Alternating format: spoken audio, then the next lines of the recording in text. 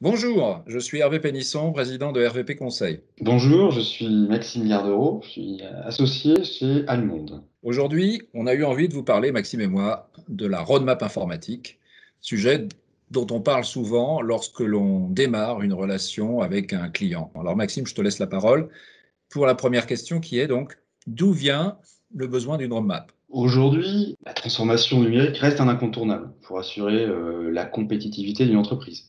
Alors même si la crise que l'on a tous vécue ces derniers mois a sans doute freiné ces ambitions, elle vient néanmoins confirmer la nécessité de mener cette transformation. Parce qu'il y a des nouvelles façons de travailler, des nouvelles façons de consommer, il y a des nouvelles façons de réaliser des tâches dans l'entreprise, donc le digital devient la norme. En réponse à cette digitalisation de plus en plus massive, le système d'information, qui est un petit peu la cheville ouvrière de cette transformation, doit se transformer pour apporter l'innovation, pour apporter des nouveaux services, mais ça doit se faire de façon cohérente. D'où la nécessité de réaliser cette roadmap qui, en fait, va permettre de façon transversale à l'entreprise de traiter les différents aspects qui concourent à cette transformation numérique. Des aspects, bien sûr, métiers, mais aussi des aspects infrastructure, des aspects d'architecture et de plus en plus des aspects liés à la sécurité des systèmes d'information. Eh bien, je partage complètement ce que tu viens de dire, Maxime. Moi, ce que je remarque, c'est que la demande d'une roadmap peut venir en fait de deux sources. La première, c'est la direction générale, qui, face par exemple à des événements comme ceux provoqués par la Covid-19, décide de se reprojeter sur l'avenir parce que voit que leur business model va être profondément impacté. Ou alors, ça peut venir de la part d'un directeur informatique ou d'un DSI qui vient d'être nommé, à qui on a fixé des objectifs et qui a besoin de faire un diagnostic de l'existant et puis de construire un chemin à partir de cet existant vers une cible qui va remplir les conditions qu'on lui a fixées. Ça, c'est intéressant. Alors, à quoi ça va servir? Eh bien, ça va servir tout d'abord, selon moi, à servir les intérêts de l'entreprise. Je prends un exemple avant de te redonner la parole. Je travaille pour un client retail et c'est un groupement de magasins. Son objectif de développement, sa stratégie de développement, c'est de faire venir d'autres magasins dans le groupement. Donc d'augmenter le nombre de magasins à qualité de proposition constante, bien évidemment. Donc toute roadmap informatique qui va intégrer les exigences du monde digital d'aujourd'hui, pour le retail, ça peut être le click and collect, bien entendu l'information client, eh bien, tout ce que va produire cette roadmap doit être orienté et doit être compatible et servir les intérêts de l'entreprise. Tout à fait raison. Donc, effectivement, l'objectif, c'est d'établir cette vision issue de la stratégie de l'entreprise pour cadrer en fait la transformation numérique qui va en résulter. Donc, ce qui est très important dans cette roadmap, c'est d'atterrir sur quelque chose de très opérationnel. C'est un plan d'action, c'est derrière quelque chose qui va être piloté. C'est un véritable outil, hein. C'est pas qu'un document stratégique, surtout pas. Et on va bien sûr parler des enjeux autour de l'externalisation, du cloud, qui est au cœur des problématiques chez tous nos clients aujourd'hui, l'adéquation fonctionnelle des outils, des ERP, des CRM, quid de la valorisation des données aussi, qui est de plus en plus importante dans les entreprises, la sécurité, la conformité.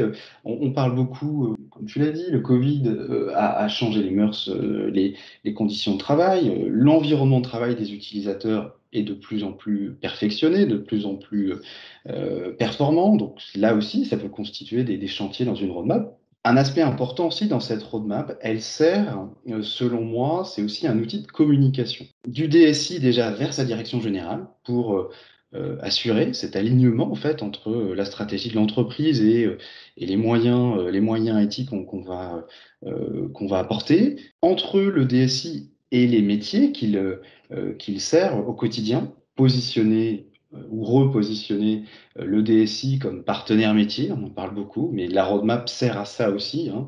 La roadmap, c'est le plan de travail des mois et années à venir.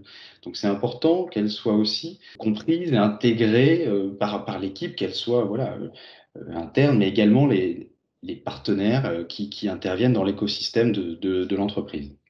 Alors, je rebondis sur ce que tu viens de dire parce que tu as prononcé un mot moi qui me plaît beaucoup, c'est l'écosystème. Et quand tu dis par exemple que le DSI doit je ne sais plus exactement les termes que tu as utilisés, mais devenir un partenaire métier, c'est-à-dire que le DSI doit sortir de sa DSI et d'aller à la rencontre de ses clients internes que sont les métiers. Mais ça ne s'arrête pas pour moi aux décideurs. C'est bien, et c'est bien d'avoir les grandes visions, les grands besoins, etc. Mais on néglige souvent, je ne sais pas ce que tu en penses, mais on néglige souvent une population très très importante, et notamment quand on parlera d'accompagnement de changement, c'est la population des usagers. Donc quand la DSI, pour rendre sa roadmap opérationnelle, va vers le métier, cela veut dire deux choses. Ça veut dire avoir un dialogue constant avec les décideurs, et puis aussi ça veut dire avoir une sensibilité de ce qu'est l'utilisateur, de la façon dont il vit son métier avec ses outils technologiques, et la façon dont comprendre la façon dont ce métier va se transformer, et essayer d'anticiper la nature, la magnitude de ce changement par rapport à ce que l'utilisateur vit aujourd'hui au jour le jour. Donc c'est effectivement un écosystème fait de plusieurs partenaires, et bien entendu, on peut aussi parler des partenaires externes qui, eux, doivent s'inscrire et doivent s'aligner avec la stratégie de développement de la DSI. Je te rejoins tout à fait, Hervé. Voilà, cette deuxième question, comment réussir à faire atterrir cette roadmap? Parce que là, on voit que malgré une ambition, malgré une vision sur un chantier, on peut faire des impasses. Et donc, comment réussir en fait à en faire un succès, cette roadmap? Que les projets démarrent réellement, parce que c'est aussi un des écueils qu'on peut voir. On réalise des roadmaps très régulièrement chez nos clients, ou dans certains cas, après le départ de l'équipe projet, la roadmap reste un document sur le bureau du DSI et n'est pas forcément toujours déployé. Donc comment la faire atterrir? Alors, tu as évoqué un point qui est extrêmement important. Le point de départ, c'est de faire ce diagnostic 360 de l'existant pour vraiment capter l'ensemble des forces en présence, pour se situer aussi par un état de l'art. Donc c'est aussi pour ça que c'est important en fait d'avoir un avis externe pour s'évaluer aussi par rapport à un secteur, prendre du recul, voilà, avoir une analyse critique. Donc ça, c'est extrêmement important. Ensuite, c'est forcément une réalisation collective. Une roadmap qui serait faite par un DSI seul ou un consultant seul n'a absolument aucune valeur. C'est quelque chose qui serait complètement hors sol. Donc il faut une réalisation collective. Mais quand on a dit ça, par contre, ça ne veut pas dire que la roadmap, on va mettre un an à la sortir. Non, ça ne marche pas comme ça. Il faut que ça soit fait sur un temps court parce que c'est une prise de photo à un moment donné, c'est une ambition à un moment donné de l'entreprise. Si il y a trop de temps qui s'écoule entre le début et la fin de cette étude, on en perd toute son essence. Ensuite, comment réussir le passage en fait entre cette ambition et le côté opérationnel? Ben, c'est justement d'avoir comme objectif d'en faire un document, un livrable de pilotage au quotidien. Et ça veut dire l'utiliser réellement. Ça aussi, on a beaucoup de retours d'expérience à ce sujet. Si le document n'est pas partagé, s'il n'est pas compris, s'il n'est pas maîtrisé en fait par l'équipe, plus personne l'utilisera et une nouvelle fois, on aura perdu l'effet escompté. Je te suis, je compléterai, cependant avec deux éléments très simples. Il est plus facile, tu seras d'accord avec moi, je pense qu'il est plus facile d'entraîner les gens et de s'assurer que l'information est bien comprise, bien maîtrisée, à partir du moment où les gens ont envie.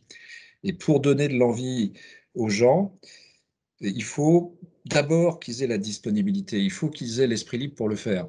Souvent, dans les entreprises, on ne fait qu'empiler parce qu'on on aimerait vouloir tout faire. Et ça part d'un bon sentiment, mais on empile les priorités sur les priorités. Et le plus souvent, ce qu'on obtient comme résultat, c'est plutôt que vouloir tout faire, en fait, on fait tout plutôt pas bien. Alors que si on arrivait à se restreindre, on pourrait faire tout plutôt bien. Et, et c'est donc une question de disponibilité. Et puis la deuxième chose, c'est on a d'autant plus de facilité à se trouver des disponibilités quand c'est un sujet qui nous passionne, ou quand c'est un sujet pour lequel on voit très clairement l'intérêt que l'on peut en tirer soi-même. Soi-même, c'est-à-dire l'entreprise, l'équipe ou l'individu, selon le point de vue dans lequel on se place. Et une des meilleures façons pour moi d'arriver à trouver cette envie, à provoquer cette envie qui va donner envie de, en fait, de dire bah, ça c'est moins prioritaire. Ce qui est important, c'est l'exécution de cette roadmap. c'est que cette roadmap va servir les principales forces de l'entreprise. Et je termine là-dessus avec un dernier exemple sur du retail, un groupement de magasins dont je parlais tout à l'heure. La force principale, souvent, de ces groupements de magasins, c'est l'expertise et la qualité de la relation que peuvent avoir les vendeurs quand ils sont en relation avec un client dans le magasin. Ça nous est tous arrivé. Et ça fait la différence.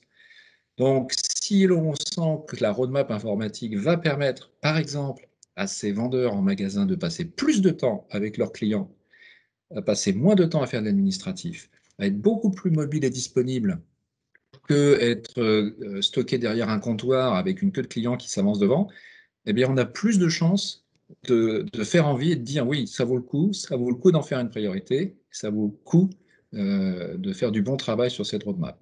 Je te rends la main.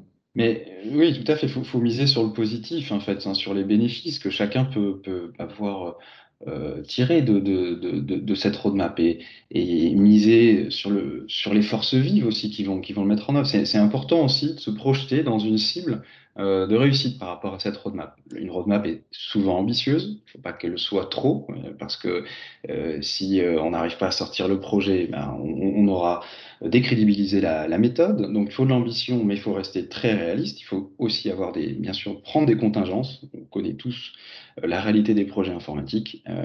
Les risques de dépassement, de délai, de budget sont extrêmement importants. Donc, il faut prendre ces contingences. Il faut aussi essayer, dans le diagnostic que l'on a fait, en fait, essayer de prendre du recul, faire aussi un retour d'expérience des projets passés. Quelles sont nos capacités à faire historiquement? Comment, voilà, quels projets ont réussi? Quels sont les échecs que l'on a pu avoir pour en tirer donc un retour d'expérience. Donc, mais une fois qu'on se projette dans cette cible, c'est important de se projeter dans une cible encore une fois, de projets qui ont réussi et de se poser la question collectivement, comment fait-on pour mener à bien ces projets? On a pu avoir des échecs dans le passé, comment cette fois-ci ça va réussir? Donc il faut bien sélectionner les projets. Mon conseil aussi, c'est d'essayer de segmenter et d'avoir aussi plutôt une somme de petits projets qui puissent être, dont l'issue, dont les calendriers sont beaucoup plus proches que tout loger dans un unique programme. Par exemple, le RP, bien sûr, on y pense tous, mais voilà, qui en fait phagocyterait l'ensemble de la roadmap, qui ne se résumerait qu'à ça. Ça, pour moi, c'est un écueil, c'est la simplicité de penser que voilà, un seul ERP va répondre à toutes les problématiques. Beaucoup de nos clients ont fait cette erreur-là. Donc, c'est voilà, apporter un petit peu plus d'agilité. Enfin, dernier point, selon moi aussi important pour piloter cette roadmap, c'est d'avoir une gestion par les risques. Je ne sais pas ce que tu en penses, Hervé. Pour moi, ça fait partie des bonnes pratiques, c'est ce pilotage par les risques de ce genre d'outils. Qu'en penses-tu?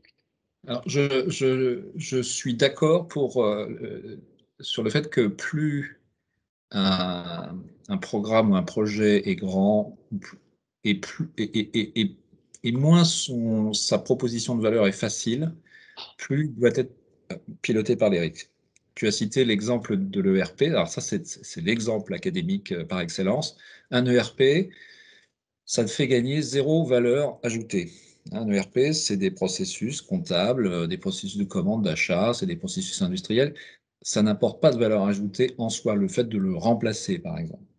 Et donc, l'idée ici, c'est de mettre un pilotage par le risque, parce que le risque, enfin, parce que l'objectif n'est pas d'avoir plus de valeur ajoutée, l'objectif, c'est de ne pas perdre de valeur ajoutée, ou ne pas perdre, ou de ne pas dépenser deux fois ce qu'on avait prévu, et que ça dure trois fois plus longtemps.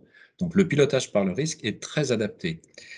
Pour le reste, je dirais, plus l'intérêt est lié à de la création de valeur, plus c'est intéressant de le piloter par la valeur.